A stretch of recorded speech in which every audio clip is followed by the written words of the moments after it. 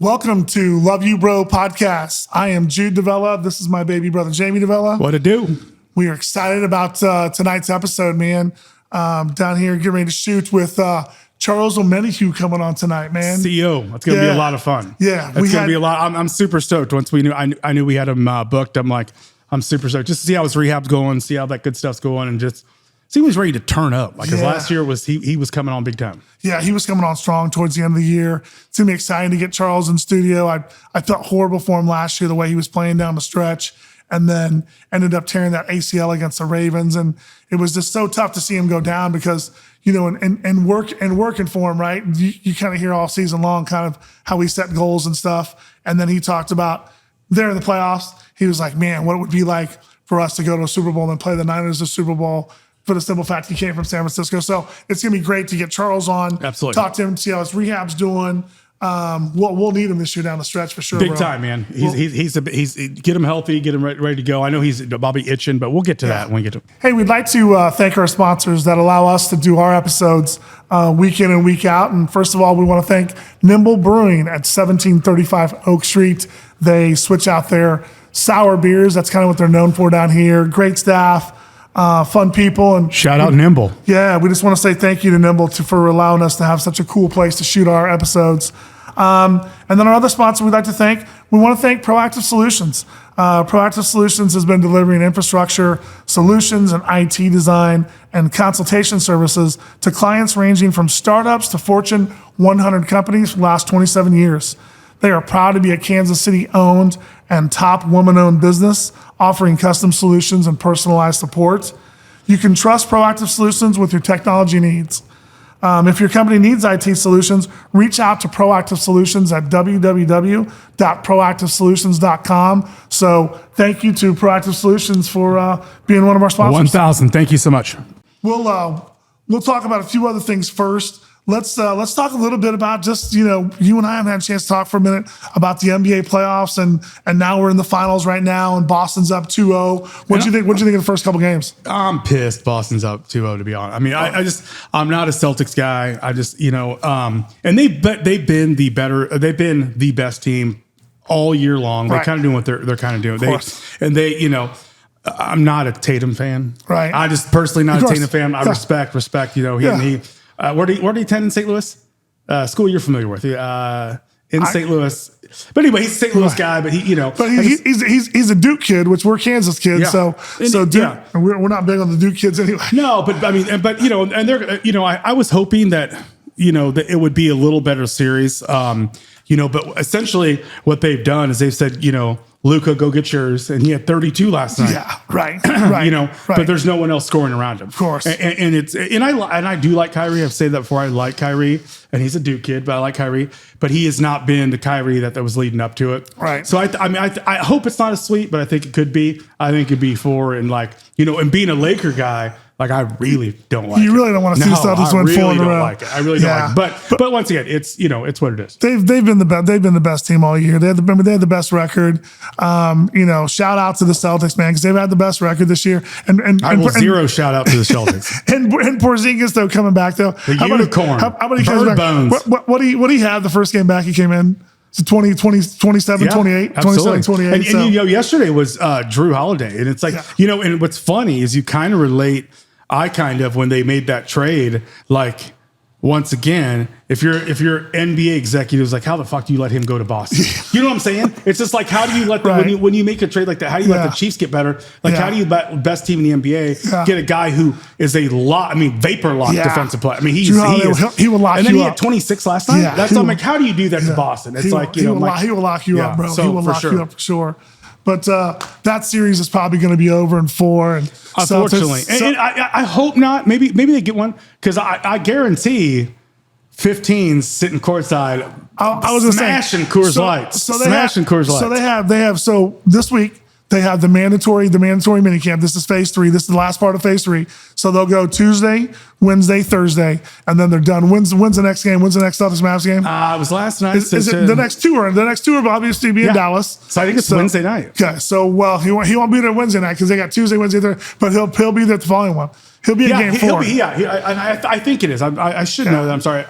quote me on that, but yes, he will. Yeah, he'll be courtside. Right. Yeah. And he may even say, I'll do some what's it called, Zooms for my thing, because I got to be there supporting my mask. Yeah, because I imagine Mahomes and Hollywood Brown, because he's from Dallas. I imagine those guys will try to be there at least one of those games. I'm not gonna be able to be there the first one because I'll be here in their phase 3 finishing up. But let's move on. And talk a little bit about our Royals, man. We try to talk a little bit about each team going on. KC Current had a big win yesterday against the Seattle Reign, and the rookies went out there.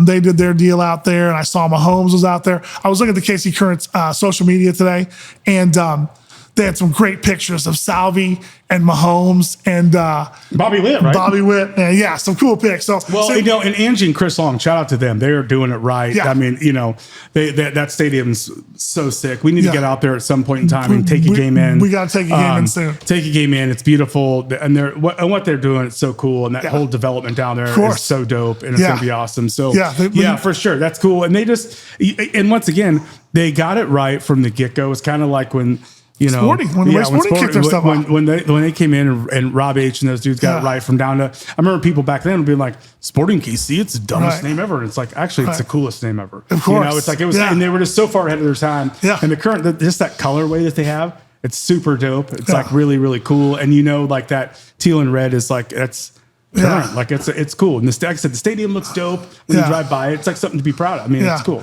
We've talked about this before, bro, when you and I have talked about stuff and athletes getting involved here in Kansas City and being a part of our community and what they do. And I know we harp on it a ton, but I can't harp enough on what I see from Patrick Mahomes, what I see from Brittany. I mean, I saw Saturday, they were at the sporting game on Saturday, right? Then they were, and this is the stuff on their social media.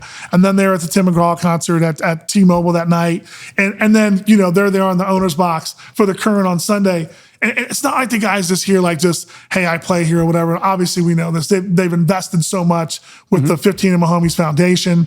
But I mean, seeing just how they attend these games and show their support. Yeah. I mean, how do you not love that guy and his family? No, love but what's really doing? cool though, I think that they're obviously so cool and so like they're invested in their city, but they love sports. Yes. And it's like, I mean, they're I call them kids or babies, whatever. They just love to go out and watch live sports. It's like, and now that there's stuff happening and stuff that's, going on.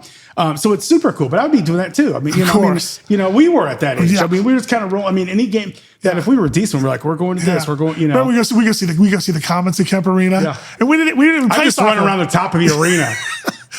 Pops and throw some ass, get some nachos, just run around that son of a bitch like until you couldn't run around anymore. Until it's time to go. We didn't even play soccer. We go to Comets games, we go to Kings games, we go to Municipal and see stuff. But it's just really cool. And I saw their kids on the sideline. There's their son and daughter, kicking the soccer ball around, and it's like they're just so involved in every facet of what the city does. And it's why you remember when Derek Johnson talked about being on. Derek goes, every time I come back to the city, it's just so live. And he goes, every time I look at it, somewhere 15 and Patrick and Brittany have their thumbprint on it, and it's just really cool to see. But let's touch on the Royals a little bit, man. They took 2 or 3 from Seattle. Yeah. So for them, bro, it's like they. And everyone is, including myself, and it's not a knock, it's not disrespect, because they've had a great year thus far, and everyone's interested, everyone's talking about it. But it's kind of the point right now that like everyone's like, okay, let's see what happens with the Indian series. The Guardian series. Right. And then so they obviously rained out 1-1. And then they played first place Seattle, and they took 2 or 3 from Seattle. So the fucking evil empires in town. You can feel it too. Yeah, you can feel that. So I was listening to some stuff today. They're expecting 25,000 tonight. Right, it's awesome. Monday night, 25,000. And we have Lugo on the bump tonight. That's a guy that's competing for Cy Young that could start the All-Star game. Of course. So he's throwing tonight. Of course. It's unfortunate. Soto's back in the lineup because he missed the Dodgers. I saw Soto. He's in DH tonight. I saw that. Judge is not in the lineup tonight. Oh, Judge is in the lineup tonight? He's not in the lineup tonight. But it was a really interesting fact that they were talking about that, so tomorrow night, Tuesday night, be a great night. You have 3 of the top 4 American League MVP the MVP candidates, and Judge is by far, he's like, of course, he's way up. Crushing it. And then Gunnar Henderson, who's a stud Baltimore shortstop, which is once again fucking crazy. Yeah. All these good young shortstops. Of course. But you have Gunnar Henderson and right now Bobby Witt. You really can't go wrong if who's going to start. Yeah. But what would be dope is if Bobby is starting in Arlington, where the All-Star game is this year, where essentially across the parking lot is where he fell in love with the game when his dad was playing. His dad was, but tomorrow night you're gonna have Bobby Witt, Soto, and the top 3 of the 4 MVP candidates on the field at the same time. So tonight, essentially, bro, it's the best game, hands down, in MLB coast to coast. Right. I mean, if you're a baseball fan, you're tuned in to see what's happening tonight. So and you know me, man. We're gonna try to figure out where you and I are gonna try to get over there tomorrow night, try to catch at least a couple of these Yankees games. I'd love to go to all 4, but just with work stuff, it's not gonna I would like to go to all 4 and then jump on a plane and go to the Dodgers. And go to LA and watch the Dodgers. Yeah. I mean, how tough is that? They go Seattle. They go Seattle. Division. I mean, Cleveland, Seattle. Yankees, Dodgers. There's nothing tougher, man. I mean, that's a brutal schedule. But you know what? Let's find out what they do. My thing, when B-Mac was on our show, we talked about let's see how much we can keep extending this thing, like this series by series, month by month. So now we're already looking. We're into June now. Let's see what these do these next 7 days. And to me, once again, I am not. Jeff Passan, shout out Passan. Maybe Passan will come on our show. He's a Kansas City guy. God, I'd love for Passan to come on our show. He's the guy. He's the guy. I love Passan. I love his demeanor. I love his everything about him. But he was, like once again, he's like, if you're a Royals fan, and this is where you are this year, right. That we're still in it. And it's obviously, I'm not Jeff Passan, but the bullpen needs some work. And I don't know how, I don't know how you make that work. And some people tend to think that we have to give up, the farm, whatever. You don't. I look at some of the stuff that we flipped in the last couple of years, bullpen help to go help teams that are contending. Of course. I mean, dude, you look at Barlow, and we flipped Barlow to the Padres, but he came in with Indians and he made us look silly. Game 1, and and he was so to get some bullpen help and just make that push, because for me, I'm always the guy that, we talked about this in football. I don't want to let that shit slip away. Yeah. Because you'd be like, hey, we'll be there next year. It's like bullshit. There's no guarantee we're there next year. Or what, because right now, who says we're going to get starting pitching like that? Yeah, of course. Everyone gets the older. Waka, Lugo. I mean, you got to capitalize on it now. So go get some bullpen help and hope that you can, still maintain to, and once again, we talked about this. What's crazy is that lineup. You can say lineup is shitty. It's, the back of the lineup. Yeah. And those guys, Hampson finds a way to Melendez hitting home runs over the weekend, man. He hit that 3-run homer to tie it up yesterday. Yeah, it's but they need bullpen, but also we're talking about being spoiled, because back in the day, the Royals reinvented baseball with how that bullpen was. That bullpen was filthy. Well, if you got to the 6th, game over, lock. Because they're the guys 7, 8, 9 that they went. That was 100%, just awesome. 100%. Okay, man. Let's say we'll have to see here in the next few weeks and see if our guys can keep extending, being that that first place race and a couple games out, and seeing where they are here in the next few weeks. But let's talk about something else that I know has been a big topic. I know it's been on my mind lately because I love what women are doing out there with women's sports and what we're doing here with the Current. We're doing the new stadium. First stadium ever for the all soccer women's stadium here in Kansas City. But I'm really, and I know a lot of people have talked about it, you and I have not talked about it at all, but I know we've mentioned the subject, but the whole Caitlin Clark being snubbed by the USA team, I don't, and before you jump in, I just want to say, I don't understand it, because I think when I look back at the day when we had the NBA guys jumping into, the USA, and we're going to the USA team and stuff like that, they would take guys like Christian Laettner and guys that they knew were one. Back then you had to take one. You had to take one collegiate athlete. But there's no way any coach right now in the WNBA or the NBA could tell me that Caitlin Clark doesn't deserve to be on this USA team. I'm not saying she should be a starter, she should be anything, but the fact that what she's done for women's college sports here this season, last season, I think it's a great piece for you to go internationally and talk about one of our young and upcoming studs. Why you would leave her off is beyond me. What's your take on the whole situation? So, I mean, we could actually, and we maybe should in the near future, do a whole episode regarding this, because there's a lot of layers to this. Right. There's a lot of layers to this. And it's unfortunate, but because so many people in the WNBA current players that take offense to who she is, and once again, without getting too deep and getting into politically, I think that they don't like her, right? And they kind of, but it's kind of one of those things when you're on top of the game and doing your thing, people hate. People hate everything. Of course. People talk shit on this and people say, oh, no, this is the stupidest thing ever. Yeah, it's just people like to hate. Yeah, I mean, people don't like the Chiefs and people don't like certain guys on our teams. Like, I mean, I get it. So I think that, that's kind of a thing to me is that she is kind of going through that right now.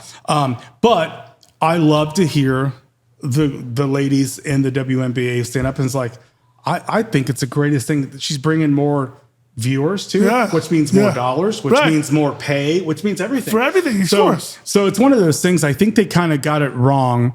Not that she's a lock to be on it, but the ladies will probably still win every game by 20 to 25 points because it's not like the men's where it's No. But if I was on the women's team, I would want her to be part of it. Right. Not only, I mean, she's a rookie. But what financially she could bring. Right. And every woman on that Olympic team would prosper for her being on the roster from the coverage, from everything from a financial standpoint of view, and just the coverage. It's the Olympics. It'll be covered and it'll be awesome. Yeah. But they would have twice as many microphones, twice as many cameras, twice as many endorsements because of Caitlin Clark. Right. So internationally, why would you not want to let Team USA bring someone like that? And what Caitlin's done here, in the United States, like why you wouldn't want that international, like you said, twice as many microphones? Because it's an up and coming star. It's one of those. She's going to be a superstar. I kind of think, and I get it, and and once again, she is one of those people. It is, she says everything. Right. She does. And when they asked about it, she's like, it's kind of motivation. Right. She's just, and there was some stuff that came out today, but once again, I don't know who dug it up that said she was kind of difficult to deal with in the Iowa locker room. So let me say this. There is not anyone in sports that is great that's not difficult to deal with. Right. That's just the bottom line. Of course. And it's not, I'm a huge Kobe guy, and I love to hear these clips like these clips of these guys, like when Kobe's like, you guys fucking serious? You're trash. Right. You're trash. Yeah. And like some guys, like, of course, they take their binkies and their whoobies and go in the locker room. Yeah. And I think that, you just challenge them. Yeah. And there's just guys that are that great that won't tolerate bullshit. I heard something. I heard an interesting fact the other day. I was listening to one of the radio stations, and they said that the women's USA team held their tryouts during the women's Final Four.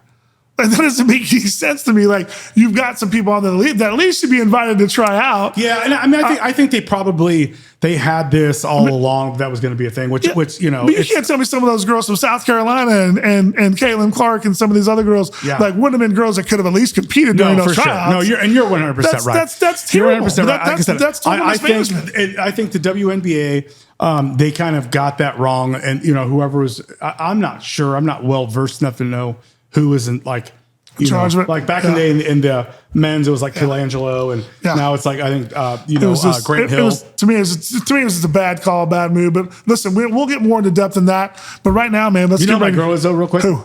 Casey Plum. Okay. Now her Waller, I'm gonna send my shot out. Okay, yeah, go ahead, do that. That's good luck with all that. What were you gonna say? Let's get ready to welcome on our guest, man. Charles Omenihu be coming on next. So absolutely, let's get ready for Charles and CO. Yeah, man, can't wait to Horns get Charles. Up. Can't wait to get Charles on here. Another one of our Longhorn guys. Hey guys, tonight we want to bring on a very, very special guest and welcome him to our Love You Bro podcast. This is a man that's coming into his 6th season here in the NFL. Someone I had the pleasure of meeting through my UT connection. So shout out to Texas and the Longhorns. Charles Omenihu, welcome to Love You Bro podcast, bro. What's up, y'all? Appreciate What's up? Thanks for having me, man. Hey, listen, we know what your schedule's like. We worked with guys for a long time, so I know how busy you are. We just want to thank you from the bottom of our heart, seriously, for taking time out of your schedule 1,000 to come on and support our show, man. So I appreciate y'all. Thank you, man. Thank you. Jamie, what do you want to start? Well, first of all, I want to say, when he was coming on, I was like, first of all, I got to fuck with his fashion because you clean all the time. I see it on Insta. Like, you clean all the time. I was like, I need to see that. I go, with football, like, we'll get to that later, but your style, man, what's up with that? Like, you always keep it clean, and you always out there, like, looking good, clean, like fresh. I mean, I think it's just a way of me expressing myself, for real. I kind of tell people that I think but you smiling when you're talking about it. I think I tell people that I'm forming into a rock star. Like, a professional football player that plays really well, and then but it's always represented like as far as what I have on and even on and off the field well. Yeah. Yeah, man. I just like to look good. Yeah. When you look good, you feel good, you No, play absolutely. good, and hopefully they're gonna pay good. And no, 1,000. And so I always say this on the field. I always like people's drip on the field, and you always look I mean, even on the field, like your swag with what you're wearing on your sleeves, what how you have your socks, everything. Yeah. It's always tight. So I'm being serious. Real. Do you think about that, or you just put your shit on and be like, "This is how I like to do it," and come out? Because I'm like I have to adjust my shit a couple times. Try to pull some socks up, maybe not socks, a sleeve, no sleeve. I definitely think about it before, like the week going into it, I think about like See, what like cleats I'm gonna wear, the glove combination I'm gonna wear, like glove to sleeve combination. I love this. My towel. Yes, I love this. And then I think when I came back last year, I started wearing like a little chain on my neck. Or whatever. Yes, sir. I noticed it. So I just had a lot of style going I know. Hey, Charles, Jamie's the fashion guy, man. Yeah. He's the guy. Even when we started working with TK back in the day, TK came in one time and he was like, "Man," he goes, "Your brother Jamie," goes, "You sure he ain't lived in LA or something?" And I was like, Yeah. "No, man, he's always been in Kansas City." He goes, "Man, he's got too much swag for Kansas City." So Yeah. Jamie's a fashion. He notices it so all, bro. when we came out, I was notices like, it man, all. I know he can play. I'm like, I was following him. I was like, but man, my dude got swag, man. I gotta fuck with him. I gotta see what's up because he always looking clean. I think I'm the cleanest man on the whole team. You know like what? that. I'm telling I you like right that. now. I'm telling you right now. I think you are. Yeah, I think so- you are. Do you switch your cleats up every game? I know, just in working with you over last season, I noticed a lot of times you'd have different shoes brought in each week and stuff would be sent to you and stuff. Do you switch them up every week or Every week is different. It's a different Have pair. to. Okay. Have to. Last year I went chrome heart the whole year. The playoff game, I went chrome heart on the gloves and on the cleats. Oh, it was so clean. This year I was just talking to my guy, sent off cleats for when I get back. Right. But I think I'm gonna do old school NBA shoes, like throwback NBA shoes, and then like the new. Kind of like the new wave, like how Kyrie came out with some shoes. Have you been wearing the finals? Those are so dope. So dope. Anthony Edwards came out with some shoes. So James Harden came out with some shoes. LeBron kind of. So do you mix your stuff up? Like Adidas, Nike? No, all Nike. Okay. All Nike. But Okay. I have a cleat that I've been wearing for a while since I got in the league now Right. that I really like. But now that you got guys that like make your cleat into whatever you want it to be, Sure. Right. it's gotten to a point where I'm like, okay, I can switch it up and make it look Yes. good. So Yes. that's what I'm gonna do this year. Yeah. Is do like the NBA. Yeah, that's so hooping funny. shoes on the I cleats. said, I know my dude's gonna be the freshest on the field. I already know that. will be. I guarantee it. I guarantee it. I From guarantee From it. the socks, Yeah, I like you that. got the socks a certain way. That's what I'm saying. I noticed that. And that the fact that like we had none of this. I'm like, I just know my guy Yeah, looks for sure. fresh. So- Looks fresh. So Charles, I've been blessed throughout the years and doing this for 22 years to work with several guys out of the University of Texas. Yeah. I don't know what it is with the Texas guys, but I've just always developed really good relationships with my UT guys. Tell us a little bit about your time when you were at Texas. I know your last year you're there.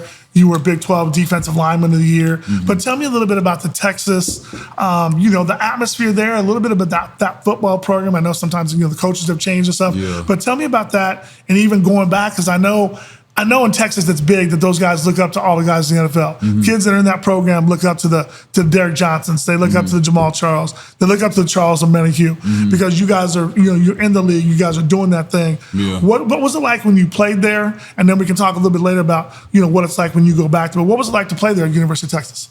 Yeah, we had up and down years for sure. We wasn't what they are now. Right. But I think Did Coach Herman recruit you? Coach Strong. Okay. Yeah, Coach Strong was my But recruiter. Herman was your coach. Your junior and senior year. Okay. Coach Strong was my coach my freshman and sophomore year. Okay. But I think at the time I was young and kind of naive to things. Of course. So I just saw the logo and I really fell in love with the logo and fell in love with and those facilities. Yeah, I mean everybody now got good facilities, but I think it was just the fact that I was going to the school of the state was a big thing for me, and I really like Coach Strong. Yeah, you know what I'm saying. Like Coach Strong, I still have a strong relationship with him. No pun intended. Sure. Coach Rump was my recruiter, actually, who recruited me there. Pat Moore, the strength coach, who's a strength coach for the Texans now, still have a good relationship with them. Yeah.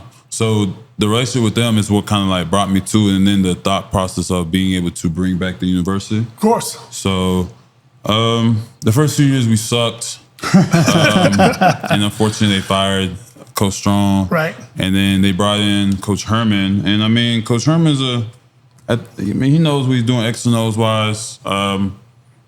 They helped, they helped. I think our senior class kind of just pushed through, and when we had the year that we had, we won the Sugar Bowl. Yeah, you guys won Sugar Bowl. Right. I think we just kind of just like pushed through, and guys were just more experienced, older, and wanted to get to it. And like we just had guys who had NFL talent.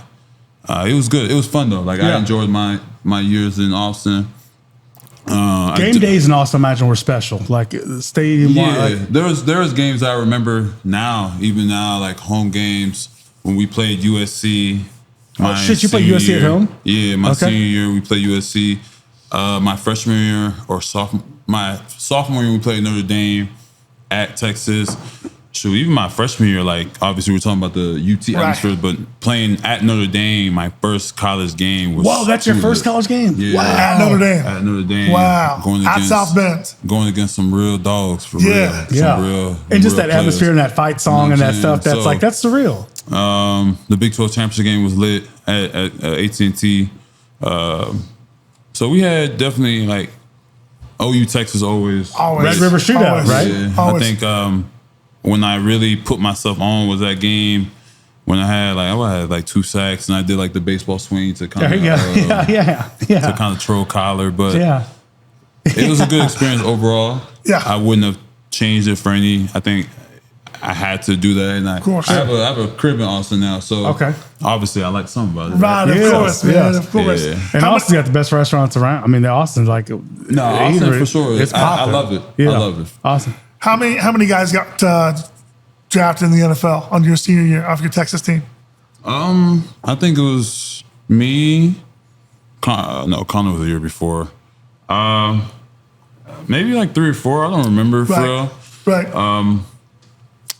Yeah, it was. Few guys. Yeah. So let's talk a little bit. Jamie and I were talking earlier because it's one of our all-time favorite Chiefs games. Probably a game you're not going to want to talk a whole lot about, but I want to know what it was like on the other side. Was when you guys came in for that Kansas City playoff game, rookie season. You were with the Texans, and you guys come out and you're up 24-0. Yeah. What was that like? I know what it was like on this side because I talked to guys like inside that lot. What was it like on your guys' side? You guys come in, you weren't expected to win that game, but you guys go up 24-0.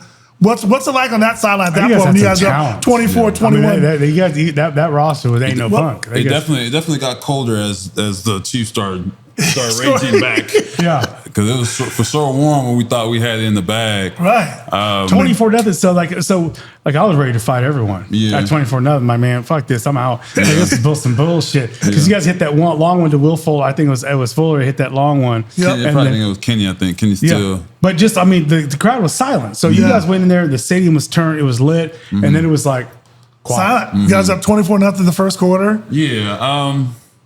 We just let one go. That's one of the ones where I feel like we could have. That team probably would have made it to the Super Bowl. I think. Yes, I think so. I think we would be the Titans. Yeah. But when you don't, you know what I'm saying, close the door on the team that eventually won the Super Bowl. Obviously, But as you guys sit over and from a defensive side, now you've been there. But did you think 15 was real, or was he's like, man? Because a lot of this stuff, like even last year, and I forgot who it was on the sideline. If it was, I think it was Fred. But he was like, he thinks he's Michael Vick. He's running around there. He thinks he's Michael Vick, like talking about 15, and then 15 went and did what he did. So it's like I just don't know, because it seems like defenses, if you're against them, you're like, yeah, he gets it done. But I don't think that when you're in it, you're like, man, he got that special. But then you get it and you're like, holy shit. I mean, that year we played them week 6 or whatever it was, and we came here and we thought he was good then. Like we felt like he was legit. Yeah, of course. So I mean, I don't know whoever thought that he was that. He's definitely that. He was that. Was he anybody you remember, like, even during like the college days, like when he was at Texas Tech? Do you remember hearing about him and stuff? When he, being a Texas kid, I played him in college. Okay. Yeah, so what'd you think about him then? I mean, playing against him in college. Didn't think he was going to be there. Right. Yeah. But I mean, Pat has taken his game and evolved, and now people are looking for the next Patrick Mahomes. Yeah. Right. Guys want to throw that comparison out, but I think he's super smart. He understands how people try to attack him. He avoids pressure really well. Right. Yeah. And his arm is talented, bro. He can make all throws for all different platforms. There's a lot of arm strength. And, I mean, he's super confident. Like, once you're at that point where nobody can really bring you down confidence-wise, right, then you can just ball. You know, we had Derek Johnson on here earlier on our podcast here a few weeks back, and DJ talked about when 15 came, when he came and got to the team, we drafted him. I talked a little bit about, when he got here, and DJ said, because I remember talking to DJ like during OTAs and stuff, during that stuff, and he was like, man, he goes, I don't know. He goes, this 15 kid, he goes, he's just different. Mm-hmm. I go, what do you mean? He goes, because he's doing like scout team stuff, and he's making our defense look bad. He goes, man, he's doing his no-look passes, he's doing this stuff. And DJ said he's just different. And then later that, this summer when the training camp started, I was talking to T. Kels, and Kels was like, man, he goes, just the way the ball comes off his hand, the way everything he spins. But then DJ made a great point and talked about how he's seen him kind of evolve through his first 5-6 years. Like you said, just being smarter, avoiding pressure, and doing some of those things. What was it like last year when you came over, we go and get you from the 49ers, you get here to Kansas City, your first time seeing him, like, as far as like on the field and practice and seeing him every day, what was your first impression of him, where he was from the time you saw him with the Texans to, actually being on the same team with him? I don't think much changed as far as like how I view him. Right, of course. I think like I said, he's able to how he's able to change his arm angles and make all the throws, no matter the position he's in, is what I feel like separates him. And there's not a lot of panic from him. Right. So he's been, the dude's legit. Like, it is what it is. That's what it's going to be. I don't see a decline. I think this year could be one of his best years, just for the fact of what we got, on the team now. Right. So I see no decline at all. Yeah. Awesome. Charles, when you came, Romeo, who was your rookie year defensive coordinator, and he was a head coach here, and everyone's like he has a lot of similarities to Coach Reed. He kind of like father figure, kind of like laid back, laid back and chill, like and then in addition to like JJ Watt, you got there, and JJ, is he cool, man? Is he a real one? Is he kind of just JJ? He has his own shit, does his own stuff. JJ was throughout my career, has been my biggest mentor. That's awesome. I love that. Love hearing that. Him, Whitney Merciless, DeAndre Hopkins, those guys, like as far as like older guys, were guys that like kind of brought me in and showed me the way. I was talking to JJ today. Oh, nice, man. I like that. Yeah, like that. So JJ he showed me like, he definitely like, when you was a rookie, you're a rookie, you have to prove yourself. Right. And that's old school NFL, which is cool. You got to carry the shit, you got to carry the pads. That's just not how it is now though. But like back then, like I'm old or something. No, he's still baby, man. That's how it was when I came in, and I came in with a Hall of Famer, a guy that was doing it until he retired, and he probably could still do it now if he wanted to. He could go get 4 or 5. Yeah. When he retired, he had like 12. I think he could do a little more than 4 or 5. But Jay was a good dude, bro. Great mentor. I'm glad that he was the way he was towards me. And that's cool, man. That's the way it should be, kind of pass the torch. And just like, do that where it's like, hey, I want the next person I want to leave the organization better, and I want to teach all, whatever the little nuances of the game and how to do that. Like, you a freak naturally, but it's like have someone like that, which is cool. And that kind of leads me in when you went and played like with Bosa. And is Bosa as wild as they say? And he like, or is he in this craft? He's in it, and the kind of media is like, he be acting like, the Bosa brothers, I've never heard that Bosa's wild. Bosa like eats, sleeps, and drinks in the weight room, and goes home. He's chill, very quiet mannered. I've never seen a wild side of him. Yeah, he's just all business then. Yeah, he just both are just vibes, bro. He's just like this. That's how he is. And so you guys all go to work together and like just talk, right? Like trade, like what works for you, what works this. Like I feel like I dedicate where I'm at now in football to my time in San Fran. I would say that Coach Kasarik definitely molded me to how I play, honestly. Sure.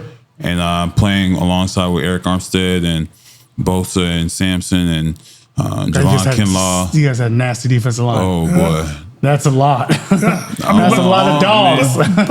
We had it for sure. Yeah, it's a lot of dogs. But that's a big blessing, though, right, Charles? To be able to come in, like you said, and be under a guy like J.J. Watt, and then when you go to the Niners and you have that type of defensive line, and then even coming over here and having a Chris Jones in that locker room, that's a blessing to be able to play with guys like that are proving the league, correct? Yeah, no, I've played with the best of the best, truly. Right. I played with two for sure Hall of Fame guys. The two of the best I've ever played. I mean, you know what I'm saying? I've been playing with Bosa, Defensive Player of the Year. Right. A guy that I think he had hit 20 sacks or almost got 20 or something like that.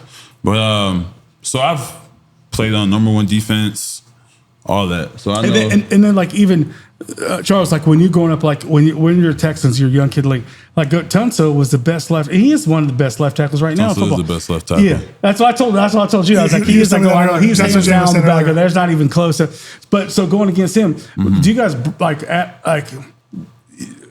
pick off each other and say, hey man, what is it? What I do this, or I'm going with this? Because he's a real one. Me and LT, we have the same management group, management team. So I've been very tight with them. We were in Miami with each other, and we're just talking football, bro, like outside at 9 o'clock at night, just talking ball. That's so cool. That's so cool. And he's the best, right? He's the best. That he is an absolute monster. So glad that I'll be back to play that team. Yeah. That'll be amazing. Oh, wait, so we just got dropped. We're gonna be back for them then. I mean that wasn't gonna be something too secretive. That's in December. If I'm not back by then, that's a problem. But I do kind of know when I'll be back. Sure. But and how's rehab going? How you feeling? How's it going? I mean, you feeling good? Like rehab has been going well. It definitely hasn't been easy. I salute the guys that have gone through injury like this and have came back and dominated. Like it's a mental toll, bro. It's a physically taxing toll. It's an everyday type of deal. Sure. To where every day I get up, I know I have to do this. Like and it's painful and ain't easy, and it's like in addition to your work you got to do, and your like what you're doing, but that's just the thing. You got to start even before you start to get into your like routine of what you do on a normal day basis. That's rigorous and tough. So it's been going well. I've had no setbacks, but it's just like slow motion, bro. Sure. But I can't rush it. When you have an injury like that, do you lean on and talk to some of the guys? Because I know you talk to a lot of the UT guys, at all times or during the offseason, whatever. But do you lean on a guy like Jamal Charles who's had a torn ACL? Do you ask those guys any questions, or do you just kind of get your mindset on this is what Charles needs to do to get through this? Or do you talk to any of those guys about that? Before I had surgery, I talked to Jamal. Okay. I talked to several guys that have had this injury. I know I talked to Vaughn about it. Right. I was talking to Eric Armstead. He didn't have the injury, but we both had surgery back to back. Right. So just talking to each other. Javon's had this. I talk to the guys, but at the end of the day, you just gotta go through the process, bro, and get through it. I know. I remember talking to you. When you got injured, and I mean, for me, working with you, man, the relationship that we start to build. Yeah. I mean, it broke my heart, man, because there you are against the Ravens. You come up with a huge strip sack against Lamar Jackson. That was biggest play. That was biggest plays right there. Do you remember after you had surgery and you was in the rehab part of it, and I sent you that video? I sent you that video. I sent you that when you started strip sack against Lamar, and I said you'll be back. I said this is the beast, man. You was in that beast mode down the stretch. That this defense is going to need you to be down the stretch again this year because I mean you were balling out, bro. You were balling out. Yeah, I think I had that stretch when I came back was the best football I've played. I think my whole life probably. Yeah, it was like clockwork, bro. Just sacking the quarterback. And so that's what I'm asking. So when you turned that switch on, because you came back and it was a different gear and a different level. That, like I said, we were talking earlier off camera and off set. It was like when you were in San Francisco, I was like, man, I like this dude. And I go, he just gets after it. I'm like, I liked your game. But last year it was like a switch. And like, it was just elevated. I'm like, it was different. No one could block you. No. Like you was getting after people. They was like, and I'm talking like no one could. I'm like, you were kind of doing what you wanted to do. Yeah, I definitely got to that point where I just knew it was like a matter of time when I sacked the quarterback in the run game. I don't think I could be fucked with at all. Zero fucked with in the run game. Yes. Like tight ends weren't going to mess with me in any way, shape, or form. I was going to set the edge. For me, it was just like I said, just a matter of time when I got to the quarterback. Yeah. And I truly felt like I was probably behind Chris, like the second best D lineman. Well, you were exactly the second. I was saying, I mean, and what you brought, and like I said, that thing, and that was like, I mean, it hurt me when they're like, you went off the field. I was like, for me, I didn't even know you personally. I was like, man, it hurt me because I'm like, he got his way back here dominating right now. And I go, there's not, once again, you could say, you were the top 5 defense lineman in all the playoffs right then and there, how you were going. And I'm like, you were just getting after it and I'm like, man, and I could tell. I could tell when you lined up your swag, how your drip, But I'm like, ain't no one blocking him. Yeah. And I'm like, you got that for him. I'm like, ain't no one fucking with him out there. Yeah, like, we tried to one-on-one my dude. Like, I definitely got in the headspace that like I said, it was just a matter of time. Yeah. It's going to happen. I remember that Ravens game. I just told myself, don't press too much that you're going to get there. Cause I ain't getting no sack in the playoff them first 2 games. So I was just like, did my magic powers run out? But then, boom, it sparked like a match.